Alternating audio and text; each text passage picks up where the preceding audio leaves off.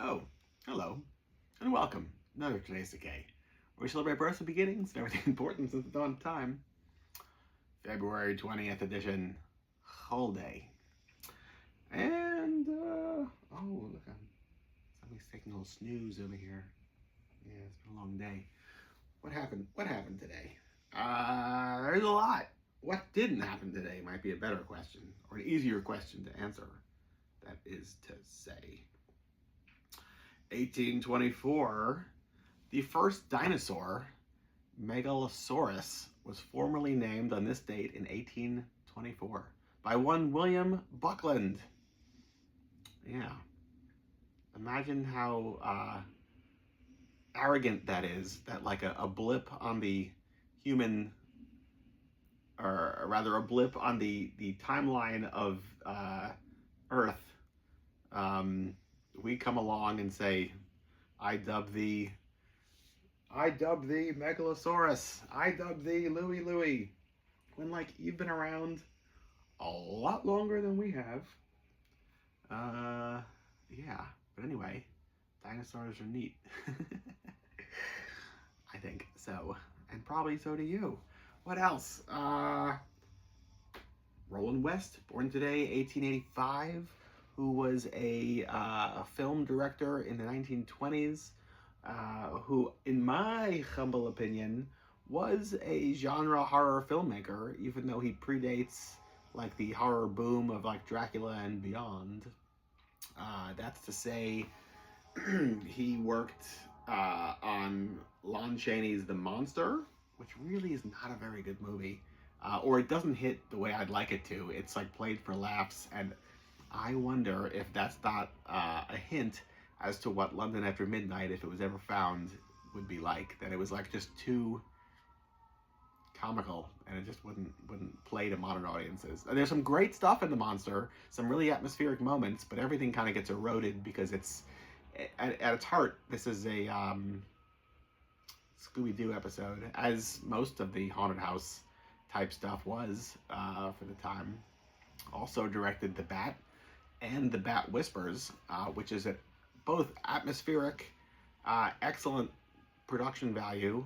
The Bat Whispers, especially that opening scene, oh, so good.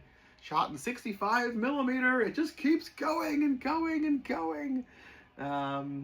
Yeah, these are great movies. And was he married to or dating Thelma Todd? He was definitely wrapped up in that whole hot toddy, questionable Hollywood Babylon mob hit, or not, or what. I don't know. Not sure. Peter Frukin, born today, 1886. I have here The Vagrant Viking. Have you read this here? No? I have not read it yet, but I've heard tell of this guy's story, and I had to track down this book, and now I just have to identify the time to read the goddamn thing, but he sounds absolutely incredible. How much of this do I quickly read to you? I don't know. Peter Frukin modestly looks upon himself as a vagrant, but the world knows him for what he is: an indomitable Viking, an illustrious explorer, a fearless and irrepressible wanderer into the unknown. Now at last he has found time to tell his whole fabulous story, and here it is, packed with fantastic experiences, taught with drama, sparkling with earthy humor and anecdotes. We love anecdotes. It's all here, from his uproarious childhood in Denmark Tom Sawyer and Huck Finn would have felt right at home with, to his recent scrape with immigration authorities on Ellis Island, timely, after he had tried conveniently to cut a little red tape and his friend Chirgiv Lee had to come to the rescue, and what wonderful stories of everything that happened in between, of becoming graciously seduced by a baroness in Copenhagen, of the strangest expedition ever undertaken in the Arctic, how he gave the name Thule to an Eskimo settlement, now a vital air outpost, why he suspected Dr. Cook's story of his discovery of the North Pole, ... how he had to amputate his own foot in the frozen north and set his broken arm in a cast of wet sealskin, of being buried alive in a cave of ice, of an encounter in Russia with a Norwegian communist whose name was later to become an epithet. Moving right along, Quisling, of a rare journey into Siberia, of trouble in South America over some shrunken human heads, of leading a Hollywood expedition to Alaska, of helping refugees from Hitler run the gauntlet of danger to freedom, of working for the Danish underground with a price on his head, of capture of the Germans who confiscated his peg leg to keep him from escaping, of escaping anyway, nailed in a crate, of rescue by the Swedish Coast Guard. These are but a few of the wonderful experiences that await you when you join Peter Frukin, the Vagrant Viking. I mean, sells itself, right? Sells itself. Jimmy Yancey, born today, 1894, boogie woogie piano player, proto rock and roll. Said it before, said it again. We'll continue to say it. Richard Matheson, born today, 1926, of I Am Legend, playing a Twilight Zone episode. It's, you know, Richard Matheson all the way. Huge fan. The film Freaks, premiered in 1932. Is that Todd Browning's masterpiece? Yes. X marks the spot. Billy Zoom, born today, 1948. Brian Gregory of the Cramps, born today, 1951. And last but certainly not least, fellow bandmate Poison Ivy Rorschach, born today, 1953.